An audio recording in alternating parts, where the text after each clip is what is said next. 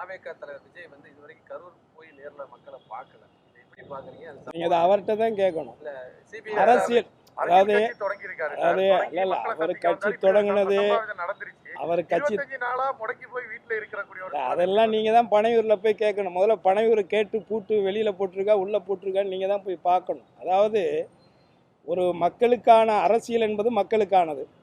அந்த மக்களுக்கு பிரச்சனை என்கின்ற பொழுது அந்த அரசியலை செய்ய நினைப்பவர்கள், அந்த மக்களுடைய மூலமான அந்த அதிகாரத்தை கைப்பற்ற வேண்டும் என்று நினைப்பவர்கள் தான் அந்த மக்களுக்கு ஒரு இடையூறு ஒரு கஷ்டம்னாக்கா அந்த இடத்துல போய் நிற்கணும்.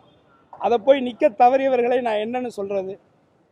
இது மக்கள் தான் தீர்மானிக்கணும். ஆனால் அந்த மக்களுக்கான பிரச்சனை என்கின்ற பொழுது அந்த நள்ளிரவே அந்த இடத்துக்கு போய் அந்த மக்களுக்கான அந்த தேவைகளை உங்களுக்கு நான் இருக்கிறேன், உங்களில் ஒருவனாக நான் இருக்கிறேன் என்று சொல்லக்கூடியவர் தான் ஒரு தலைவர், ஒரு தளபதி, எப்படி வேணாலும் சொல்லலாம். அந்த விதத்திலே அந்த ஒரு இக்கட்டான ஒரு சூழலில் மக்களுக்கு ஏற்பட்ட அந்த கொடுமையான ஒரு சம்பவத்திலே உடனடியாக களத்திலே இறங்கி பணியாற்றியவர் மாண்புமிகு தமிழக முதல்வர் என்பதை யார் ஒருவரும் மறுக்க முடியாது.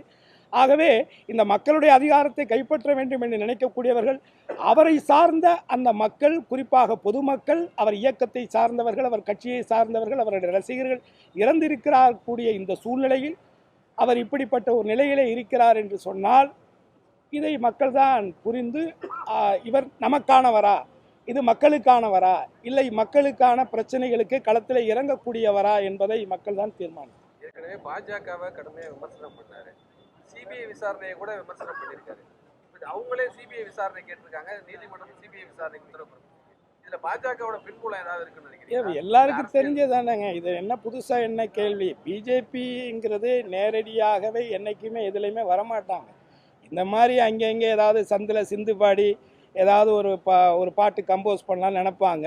அதை கம்போஸ் பண்ணுற பாட்டுக்கு டான்ஸ் ஆடுறதுக்கு ஒரு நல்ல நடிகர் கிடச்சிருக்காரு.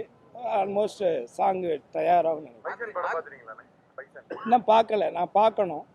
நாளைக்கு தான் பார்க்குறதா சொல்லியிருக்காங்க. நிச்சயமாக பார்ப்பேன். அதிமுகவும் தாவேகா கூட்டணியை விரும்புகிறாங்க. எங்கள் கூட்டணிக்கு வருவாருன்னு நேரடியாக அழைப்பு